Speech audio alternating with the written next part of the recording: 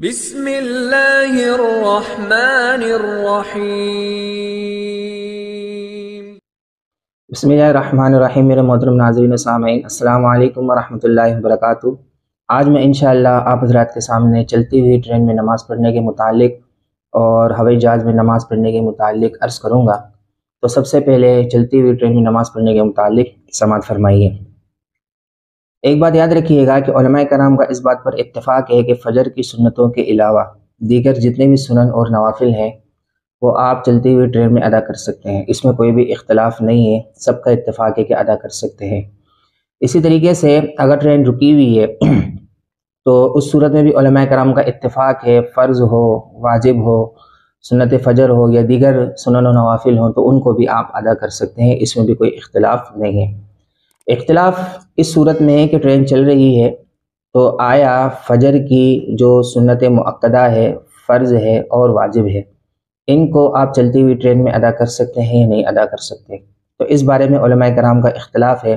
دو گروہ ہیں علماء کرام کے، کچھ اس کے عدم جواز کے قائل ہیں، کہتے ہیں کہ جائز نہیں ہے، ان کی نماز بالکل بھی درست نہیں ہے، اور کچھ علماء جواز کے قائل ہیں، یہ فرماتے ہیں کہ ان کی نماز بالکل جائز ہے اور درست ہے۔ دیکھیے، موجودہ دور کے مطابق چلتی ہوئی ٹرین میں ہر نماز کے صحیح ہونے کا قول کرنا چاہیے۔ اس کی چند وجوہات ہیں۔ پہلی وجہ تو یہ ہے کہ اگر آپ ٹرین کے رکنے کا انتظار کرتے ہیں کہ ٹرین رکے گی پھر میں آ کر نماز ادا کروں گا، تو اس صورت میں نمازی کو بھی تکلیف ہے اور آنے جانے والوں کو بھی تکلیف ہے۔ نمازی کو اس اعتبار سے تکلیف ہے کہ نماز پڑھنے کے لیے بندہ کھڑا ہوگا، ٹرین رکی ہوئی ہے، ظاہر سی بات ہے کوئی بندہ اپنی ضرورت کو پورا کرنے کے لیے اسٹیشن پر اترے گا، پھر دوبارہ چڑھ کر دیکھے گا تو ایک بندہ نماز ادا کر رہا ہے، اب وہ نماز کو جلدی جلدی مکمل کرنے کی کوشش کرے گا۔ اسی طریقے سے جو نئے آنے والے مسافر ہیں ان کے لیے بھی یہ تکلیف کا باعث بن سکتا ہے۔ تو ایک تو وجہ یہ بھی ہے، اور دوسری وجہ یہ ہے کہ اگر آپ ٹرین سے اتر کر اگر آپ اسٹیشن پر یا پلیٹ فارم پر اگر نماز ادا کرتے ہیں تو نمازی کی ساری توجہ ٹرین کی طرف ہوتی ہے۔ جیسے ہی ٹرین کی سیٹی بجتی ہے تو کئی لوگوں کو ایسا بھی دیکھا گیا ہے کہ نماز کو توڑ کر فوراً ٹرین کی طرف جاتے ہیں۔ تو ایک وجہ تو یہ ہے کہ اس وجہ کی بنا پر بھی ٹرین چلتی ہوئی ٹرین میں نماز کے درست ہونے کا قول کیا جائے۔ دوسری وجہ یہ ہے کہ اگر لوگوں کو یہ بیان کیا جائے کہ چلتی ہوئی ٹرین میں نماز ادا نہیں ہوتی تو ویسے پہلے سے ہی لوگ نماز کی طرف نہیں آتے تو مزید ان کو بہانے مل جائیں گے، مزید وہ نماز کے سلسلے میں کمزور اور ڈھیلے پڑ جائیں گے۔ تو لہٰذا بہتر اور مناسب یہی ہے کہ یہی قول کیا جائے کہ چلتی ہوئی ٹرین میں نماز درست ہو سکتی ہے، ہو جائے گی۔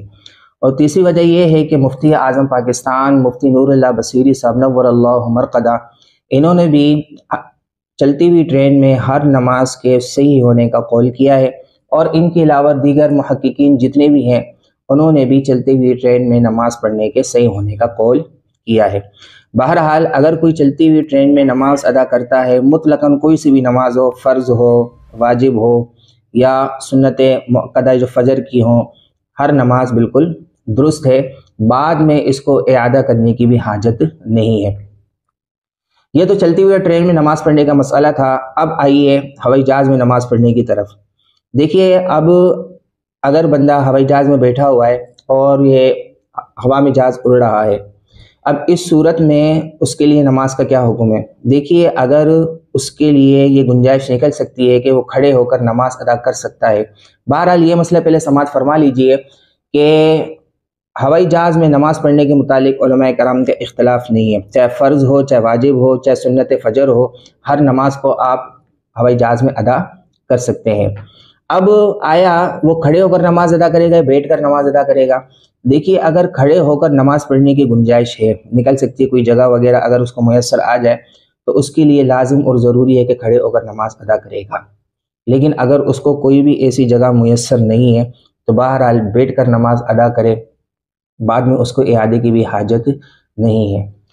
یہ دو مسئلے میں نے آپ کے سامنے عرض کیے، اس کو اپنے ذہنوں میں محفوظ رکھیے گا۔ اللہ تبارک و تعالیٰ آپ کو اپنے حفظ و امان میں رکھے۔ آمین۔ وآخر دعوانا ان الحمد للہ رب العالمین۔